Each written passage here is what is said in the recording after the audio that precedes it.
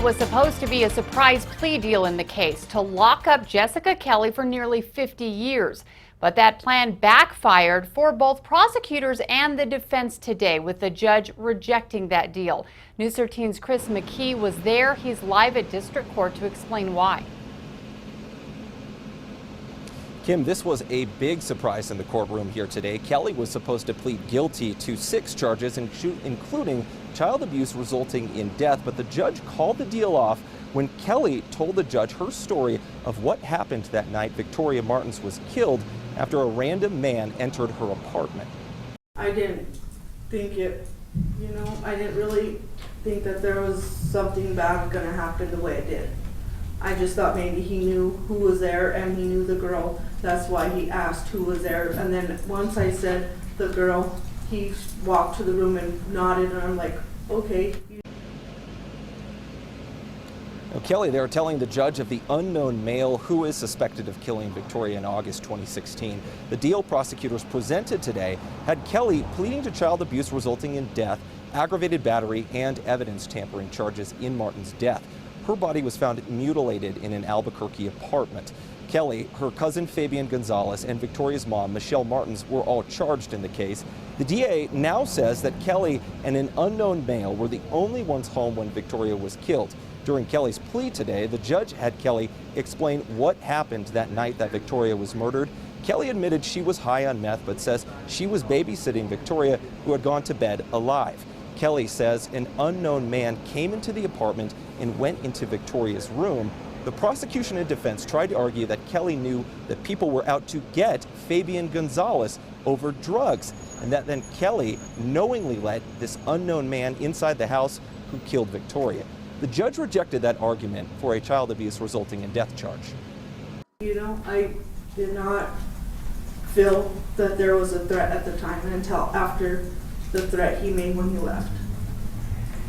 I'm not going to accept this plea with the plea to that charge. Court will be adjourned. Judge Charles Brown essentially ruled that the deadly child abuse charge Kelly was pleading to didn't match what she admitted to. So it is back to the drawing board now for both the prosecution and defense, although the district attorney's office says it will still try to work out this deal. And this current deal would have kept Kelly in jail until she was about 38 years old. Kim? Thanks, Chris. Until she was 83 years old. Now, at this point, Kelly's trial is still scheduled to begin in January. Now, District Attorney Raul Torres spoke with the reporters today, saying his office was just as shocked with today's outcome in court.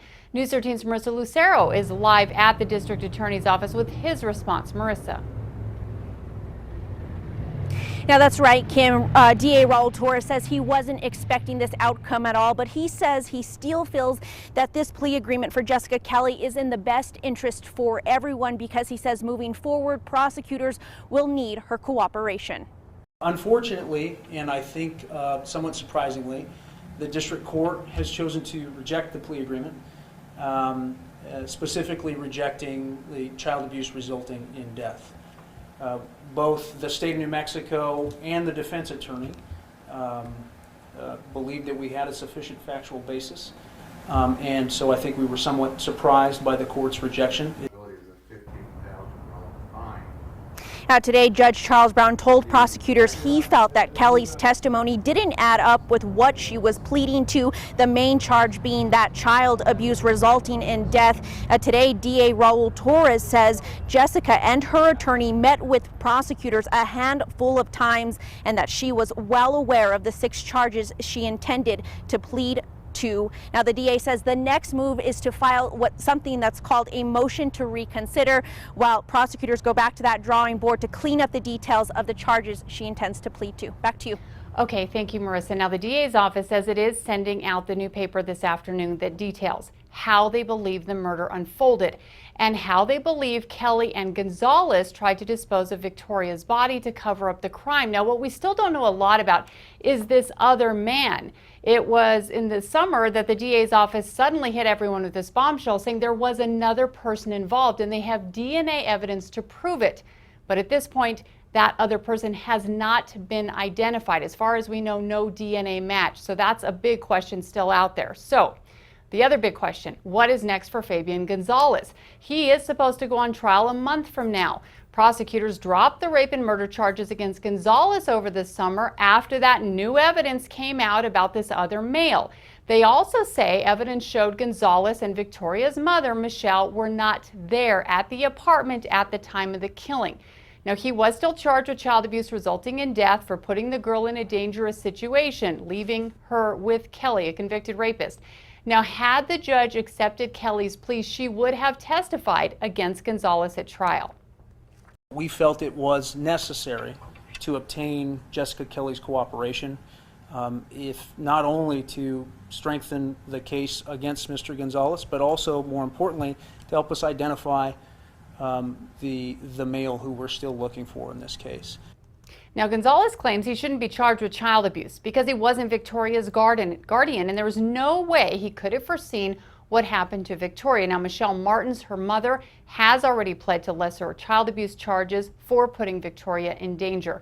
Her sentencing is on hold until after she testifies against Gonzalez and Kelly, if they do in fact go to trial. Obviously, this is still a developing story. Our crews will continue to work new information, and we will have coverage throughout the night.